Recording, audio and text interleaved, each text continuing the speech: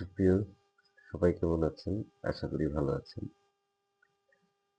অনেকেই আমাকে প্রশ্ন করেন যে জিরো রিটার্ন করা যাবে কিনা বা জিরো রিটার্ন কিভাবে করব বা কোনো অসুবিধা হবে কিনা। সত্যিকার অর্থে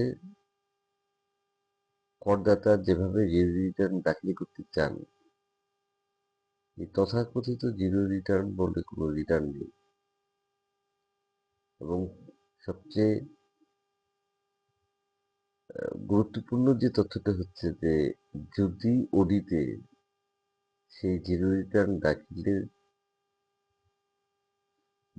যে ফাইলটা দেওয়া হয়েছে সেটা যদি অডিটে নির্বাচিত হয়, তাহলে কিন্তু করদাতার বিরুদ্ধে সরকার ৫ বছরের কারাদণ্ড এবং অর্থদণ্ড পর্যন্ত দিতে পারে।